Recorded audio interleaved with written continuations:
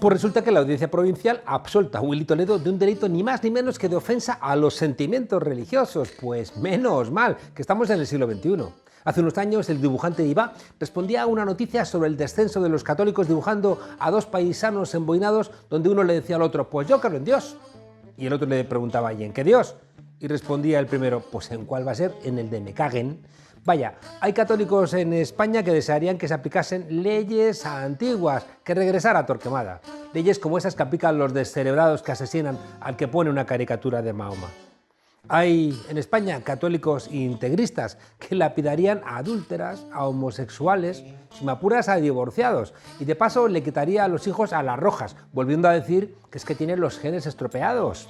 La Iglesia Católica le concedió a Franco el marchamo de cruzada a su aventura traidora con su juramento militar con España y con los españoles.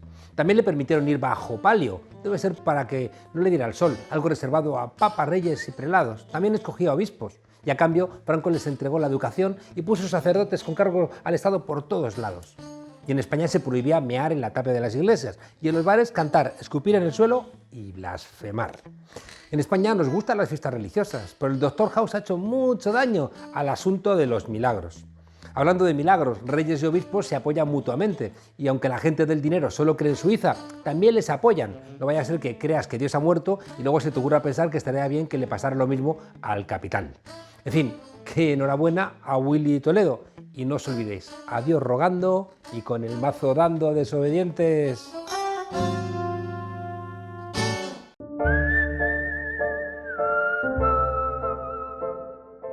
El que no me hayan concedido el premio Nobel es una prueba de la sabiduría escandinava y el que me hayan contado el premio Balzán es una prueba de la generosidad italiana. Así aseguraba con humor Borges cuando en el año 80 recibió este importante galardón. No son tan antiguos como los Nobel, se conceden desde el año 61, pero gozan de un prestigio similar y no de una mala dotación económica. Los premios Balzán son una especie de antesala de los Nobel. Es un premio otorgado este año al economista catalán Joan Martínez Alier por la calidad de sus contribuciones a la economía ecológica. Un reconocimiento que permitirá dar continuidad a su proyecto de Atlas de Justicia Ambiental. Nacido en Barcelona hace prácticamente nada, Martínez Alier es catedrático emérito e investigador titular de Ciencia y Tecnología Ambiental de la Universidad Autónoma de Barcelona.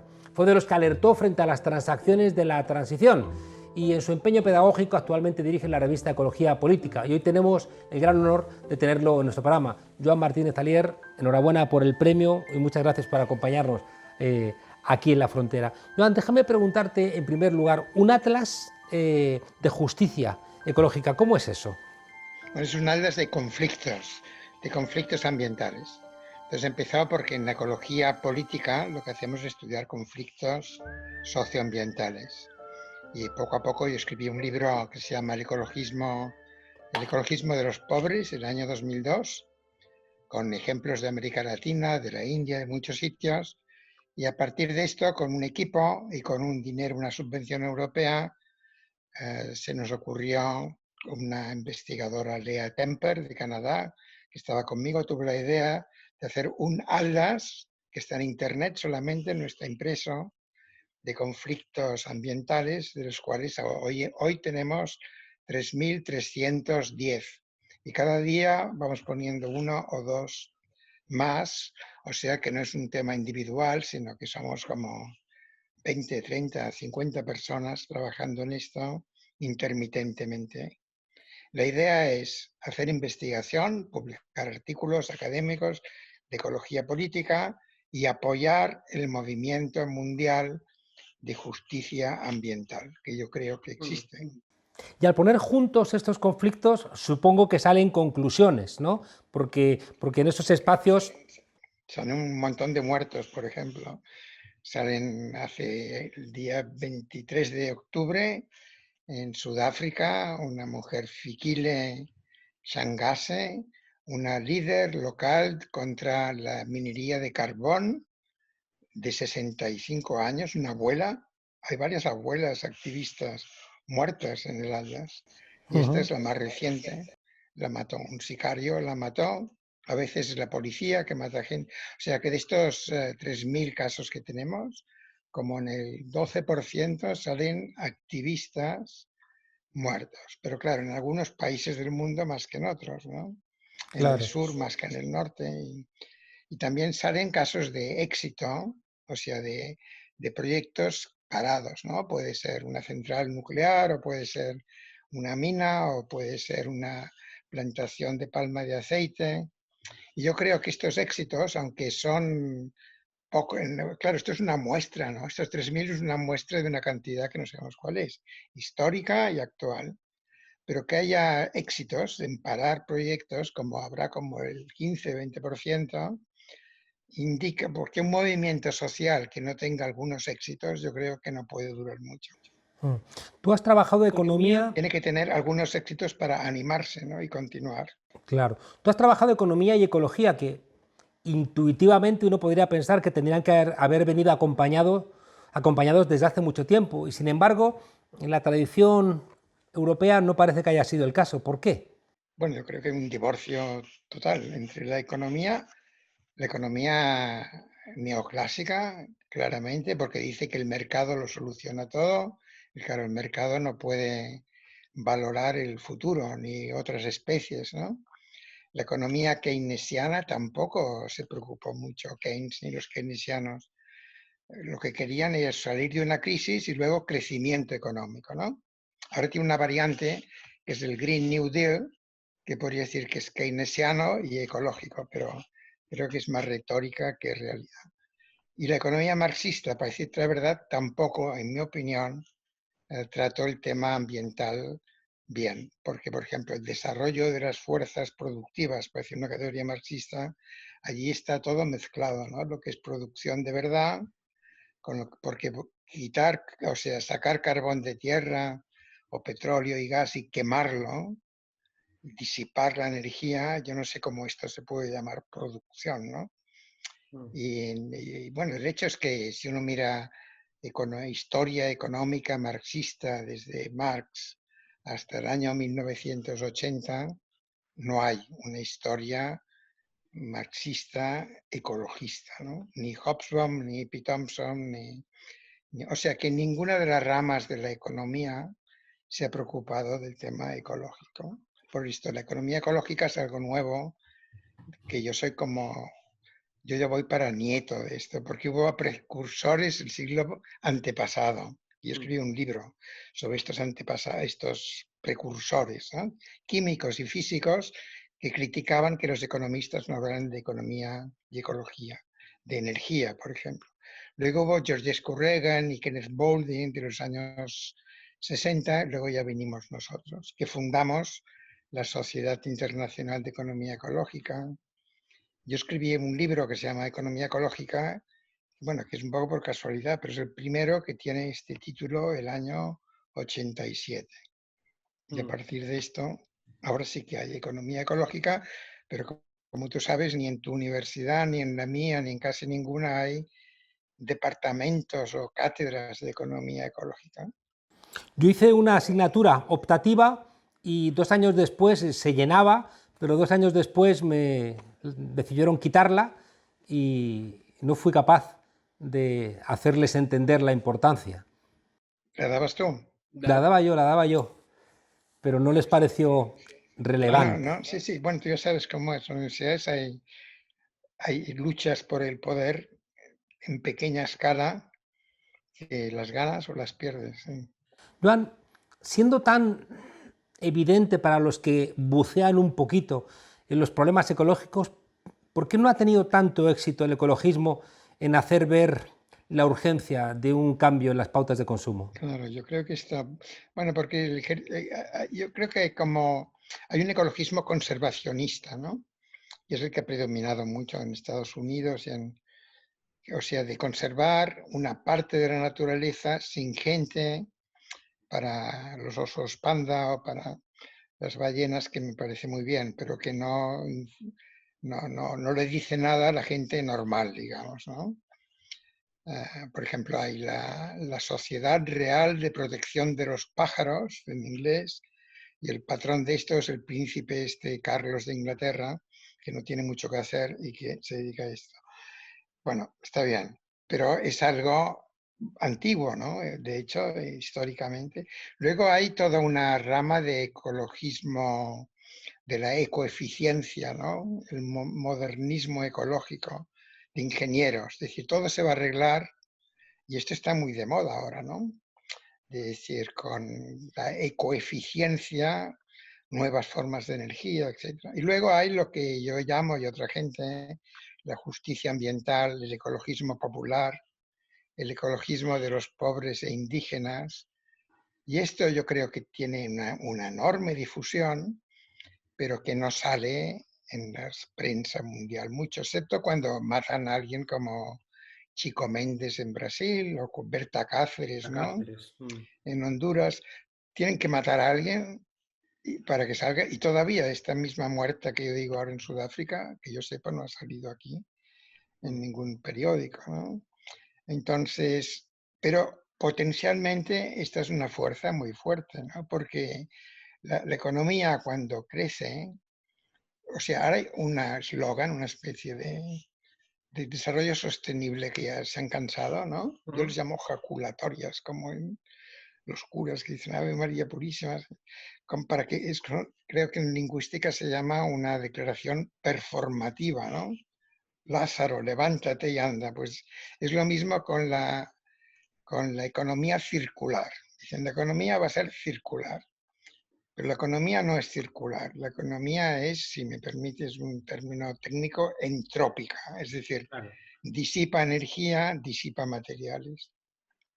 Y la economía actual continuamente va a las fronteras de la extracción, que hace 500 años era Potosí, y era Zacatecas, y era la pimienta de la India que trajo Vasco de Gama, pero que ahora es muchísima más cantidad, y es cobre, hierro, carbón, petróleo, gas, ¿no?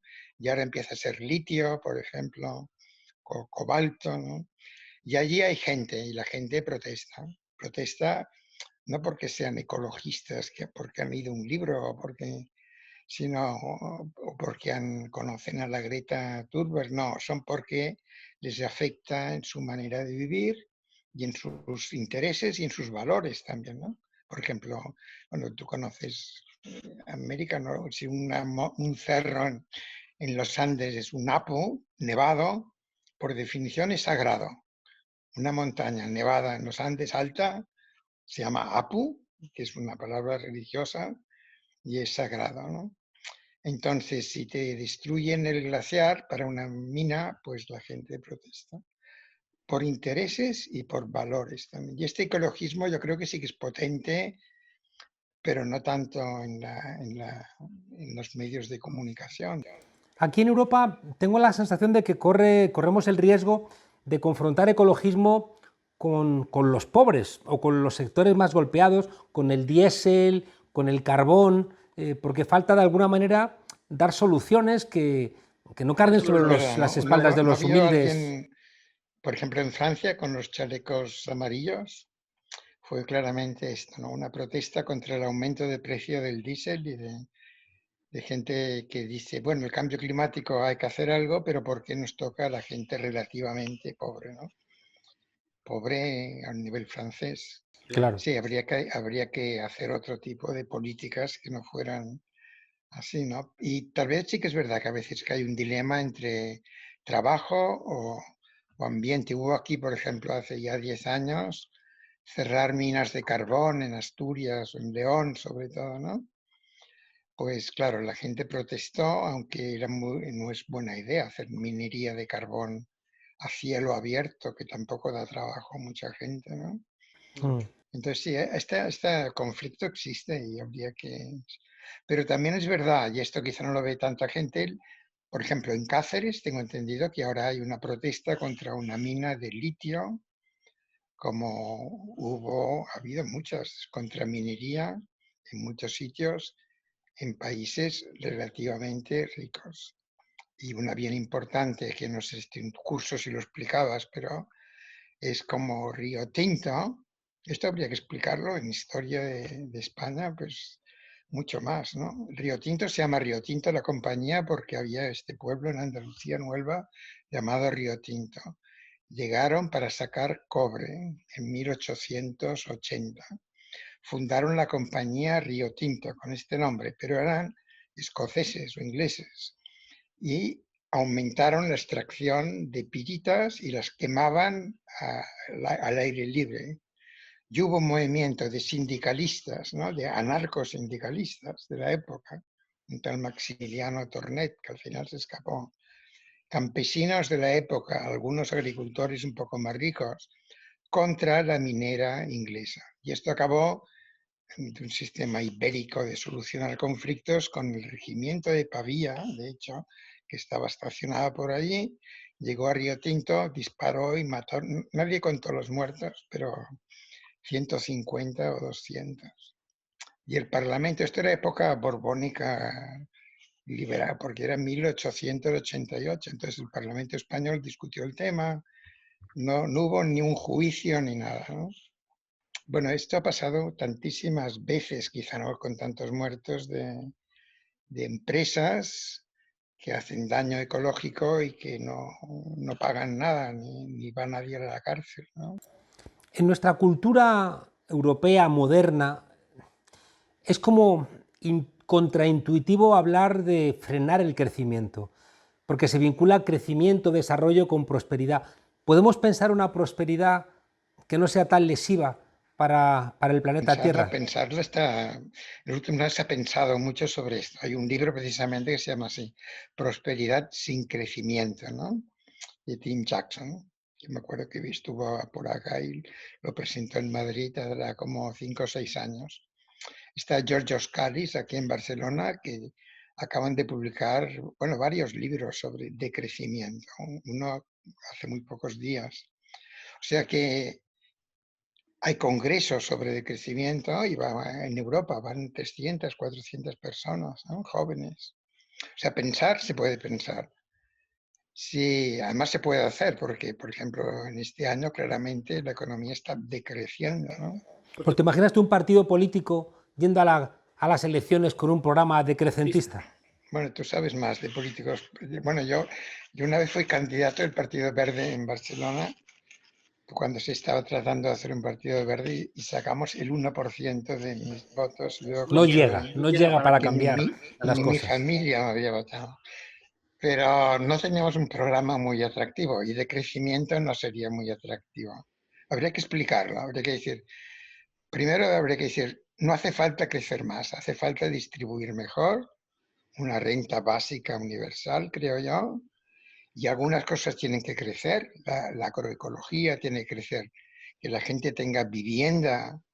Bueno, ya hay bastantes viviendas disponibles, lo que pasa es que hay muchas casas y hay gente sin casas y casas sin gente, ¿no? O sea, distribuir mejor en vez de pensar que con el crecimiento habrá para todo el mundo, que es la ilusión keynesiana socialdemócrata que desde los años 70 ya no está funcionando muy bien. Pues es Sí. hora, yo creo, en Europa de una economía sin crecimiento, ¿no? En general, y con algunos sectores que crezcan y otros que decrezcan, ¿no? Por ejemplo, los viajes en avión ahora han decrecido de una manera brutal. Bueno, Y ahí andamos rescatando líneas aéreas. están subvencionando y eso las subvencionan. ¿Sí? Sí, sí, rescatando. Otro tema bien importante es que está creciendo la deuda pública, claro. Y bueno, la deuda pública es un numerito, no es ni un número, es una cosa en un computador, ¿no? Entonces se dice, para pagar la deuda hemos de crecer. Y para crecer nos hemos de endeudar. Esto es bueno, es un pacto diabólico. Ni Fausto, digamos, es peor que Faustico, ¿no? Pues además es absurdo, digamos, ¿no?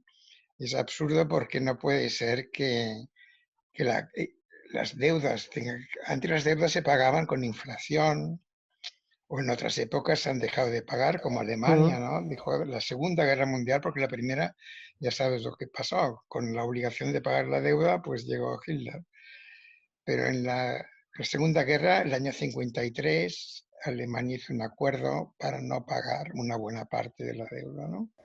Claro. Yo creo que los economistas te dirán, es imposible una economía sin crecimiento, primero porque habrá gente que se quedará sin trabajo, ¿no es verdad? Y segundo, no podremos pagar la deuda. Creo que son los dos argumentos. Con el trabajo hay que decir, es verdad, si la economía, si los automóviles no se producen cada año más automóviles y cada persona, cada obrero produce más automóvil por año, pues sobrará gente. Pues para esto hace falta una renta básica universal, reducir los horarios de trabajo. Y en cuanto a la deuda, hay que dejar de pagar deudas. Hay que hacer un arreglo para que muchas deudas se queden sin pagar, ¿no? Yo Mm. creo que esto es lo que, o sea que, claro, a ver, ¿qué partido político se atreve a decir esto? Claro, lo que pasa es que esto no es un juego de suma cero. Esto implicaría Claro, aumentos muy claro. fuertes de los impuestos a las grandes Muchos fortunas. acreedores en el mundo, los acreedores viven de las deudas, incluyendo a pensionistas, por cierto, ¿no? Y fondos de pensiones, sí. Entonces, Pero crecer, o sea, entonces viene toda la parte metafísica, es decir, no vamos a crecer gastando menos energía o la economía se va a desmaterializar. Herman Delil satiriza y dice, sí, vamos a una economía angelical, digamos, ¿no? Desmaterializada. Y los números, cuando lo miras, te indican que esto no es cierto. No es cierto, a nivel mundial no es cierto porque, bueno, lo que decía antes, ¿no? Si tú miras la extracción de materiales, y esto ahora se contabiliza, antes no, estas cuentas no existían. Existía el PIB y cuentas económicas, pero no se contaba tanto en términos materiales como ahora, ¿no? Y ahora hay estadísticas así mm. de Naciones Unidas, pero en fin, yo conozco a la gente que las empezó hace 30 años así, en Viena sobre todo, a calcular los flujos de materiales en la economía. Déjame Y preguntarte están subiendo. Sí, si sí. casi casi que nos hemos comido el tiempo. Eh, ¿Percibes cambios con la COVID-19? Bueno, claro, percibo cambios de si van a durar o no, no sé. Después del año 18 que hubo gripe, una gran gripe el año 1918, vinieron los felices años 20, como llamaron, ¿no?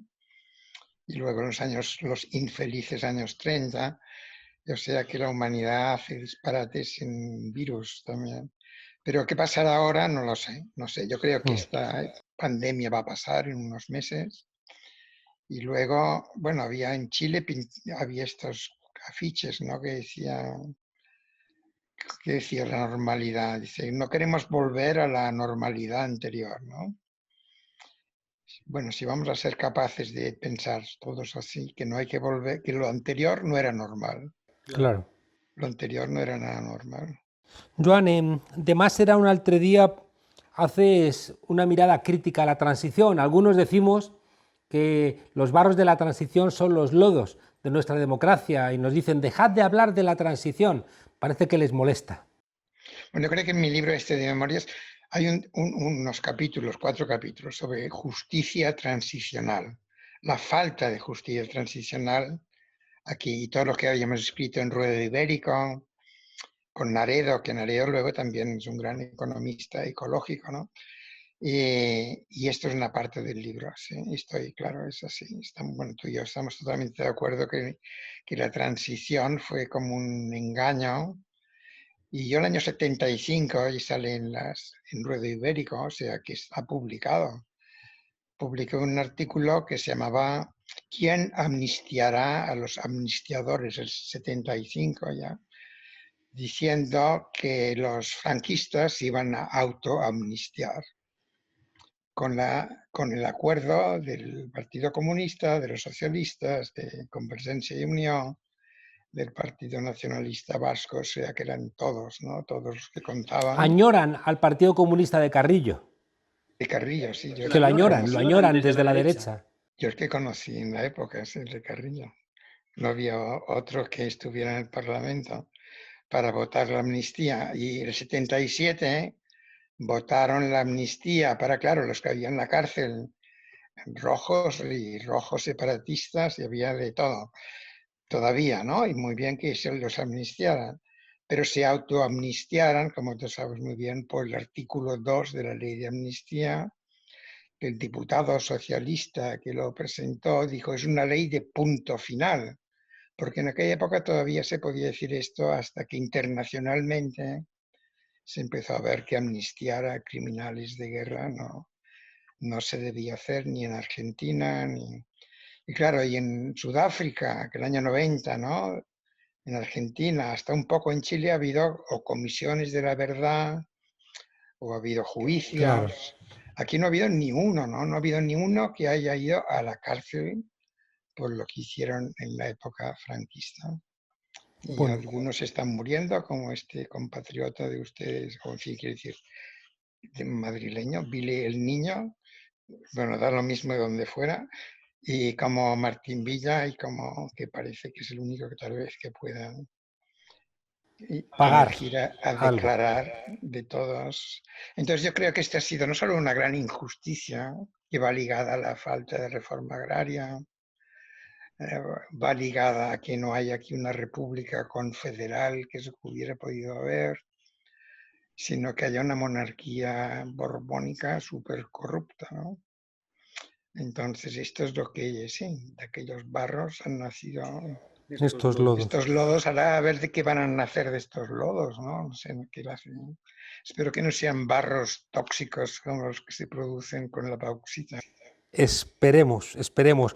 Joan, nos hemos comido el tiempo para despedirnos. ¿Se te ocurre alguna vacuna eficaz contra la pandemia neoliberal? Bueno, precisamente yo creo, ¿no? Siempre os lo digo y lo he dicho hoy en una sesión que he tenido antes, que el tema, el neoliberalismo ha sido horroroso. Ya, por ejemplo, en Estados Unidos ha ganado Biden, que no sé si es neoliberal, pero por lo menos no tanto. Pero el tema ecológico, si volvemos al tema ecológico, el keynesianismo socialdemócrata tenía el mismo metabolismo, y perdona la insistencia, o sea, los materiales, la energía que usaba el Fordismo keynesiano, bueno, el Fordismo, la palabra ya lo dice, digamos, ¿no? Era automóviles y petróleo. Y en la Unión Soviética hasta el año 90 la tecnología era muy parecida. Y yo no sé si China es neoliberal, yo creo que no, que el régimen chino neoliberal no es. No sé qué tipo de animal político. Supongamos que le podamos decir capitalismo de Estado o, en fin, un híbrido muy eficaz para que la gente esté bastante satisfecha, con crecimiento económico, y la tecnología es la misma, 4.000 millones de toneladas de carbón al año en China, o sea, 3 toneladas por cada chino, que es igual que Inglaterra en 1914, pero claro, un país mucho más grande. Y se estaban ahogando de contaminación, tuvieron que cambiar del carbón a otros combustibles en Inglaterra, ¿no es verdad? China creo que va a dejar un poco el carbón, pero quiero decir que las tecnologías industriales se parecen todas mucho. Y que el neoliberalismo, lo malo del liberalismo es esta religión de que el mercado lo soluciona, cuando es algo que ya se discutió en los años 20 y 30, en el debate del cálculo económico en una economía socialista, que allí ya se discutió sobre temas de economía ecológica. Hay que volver a leeros. Joan Martínez Alier, una de las personas que más nos ha enseñado sobre economía ecológica y que nos devuelve un poco del sentido común que hemos perdido. Muchísimas gracias, enhorabuena por tu premio. Esperamos, ¿no?, pronto una traducción de tus memorias al castellano. Y aquí en esta humilde frontera sabes que tienes tu ecológica casa. Muy bien, muchísimas gracias. Hasta pronto.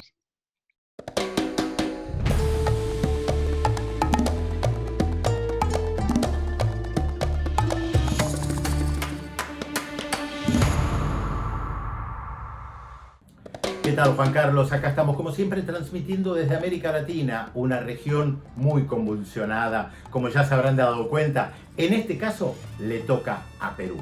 Son pocos los países donde un jueves se destituye a un presidente, se lo acusa de corrupción y quien asume a los 3 días se tiene que ir por la puerta de atrás y además con 2 muertos en su haber por las manifestaciones en su contra, porque las calles han ganado el protagonismo popular. Las marchas denominadas Fuera Merino tomaron lugar en todas las regiones de Perú. Desde temprano la ciudadanía se dio cita en las calles para mostrar su rechazo al nuevo presidente de transición y a su gabinete de ministros, que tomaba juramento mientras ocurrían las protestas. ¿Qué es lo que ha pasado en el Perú? Los últimos 5 presidentes electos por el voto popular estuvieron involucrados en escándalos de corrupción, destituidos, presos, en el exilio, e incluso uno se suicidó, Alan García. Si vemos la sucesión, comprobamos que Alberto Fujimori, Alejandro Toledo, Alan García, Ollanta Humala y Pedro Pablo Kuczynski estuvieron involucrados en casos de corrupción. Hace 2 años destituyeron a Kuczynski en el Congreso y asumió su vicepresidente Martín Vizcarra, el mismo que fue destituido la semana pasada. Esto marca una profunda crisis, no cabe la menor duda. Pero para eso hay que comprender que en 1992, 2 años después de haber sido elegido por el voto popular, Alberto Fujimori cerró el Congreso y comenzó a implementar unas políticas neoliberales a rajatabla. Y esto es lo que se vive hoy. Que el Estado deberá modificar su intervención netamente controlista. Estamos en contra del Estado controlista. Perú, si se miran los números macroeconómicos, ha tenido un gran crecimiento gracias a la minería, gracias a una fuente inagotable que se llama la Cordillera de los Andes, que le ha dado a la explotación minera oro, plata, estaño, zinc, cobre, y ha colocado a Perú entre los países de mayor crecimiento y exportación minera del mundo. Claro, esto debería llegar a la mayoría de la población, la famosa teoría del derrame de los economistas neoliberales, pero no llega a todos.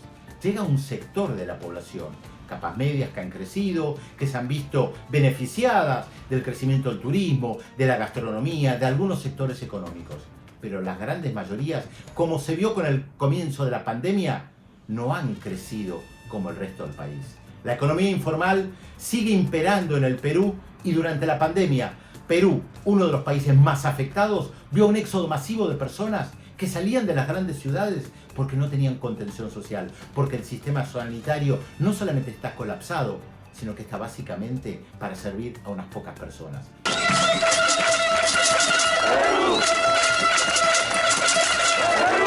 A diferencia de otros países de América Latina como la Argentina, donde hay contención social a través de los movimientos sociales, esto en el Perú ha quedado al margen absolutamente. Y claro, mientras tanto se discute en el Congreso cómo arreglar una situación política que beneficie a los mismos sectores de siempre. Por eso son componendas entre partidos políticos, de derecha, de extrema derecha, liberales, neoliberales, pero siempre beneficiando a los mismos sectores. No es casual que quienes manejan la minería en el Perú hayan dicho frente a la destitución de Martín Vizcarra: miren, ustedes arreglen sus problemas, pero no toquen la institucionalidad jurídica que nos permite a nosotros seguir con los negocios de la minería. Quiero hacer de conocimiento a todo el país que presento mi renuncia irrevocable del cargo de presidente de la República.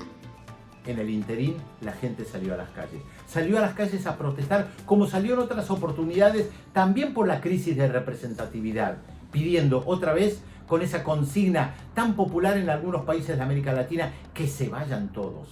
Una frase dirigida a la mayoría de la clase política que parecen estar ahí solamente para servir a sus intereses de las grandes empresas y de las grandes multinacionales. No es casual que en el Congreso de Perú encontremos personas que hace 30 años que están cambiando de partido político, de bancada, beneficiándose unos a otros, destituyendo presidentes, colocando a otros, viendo cómo liberan a gente corrupta, viendo cómo gente corrupta acusa a otra gente corrupta. Por eso hablamos de una profunda crisis institucional y representativa en el Perú, además a 5 meses de las próximas elecciones generales que se tienen que realizar el año que viene. Claro, ahora la pregunta es, ¿cómo se llega a unas nuevas elecciones generales si el Congreso está desprestigiado y si no hay una cabeza que pueda organizar un proceso electoral limpio y transparente? Esto es lo que se pregunta todo el mundo en el Perú. Mientras tanto, la población sigue movilizada en todas las ciudades, pide que se vayan todos. La gran pregunta es, ¿quién viene? Y hoy por hoy eso, Juan Carlos, en el Perú no tiene respuesta.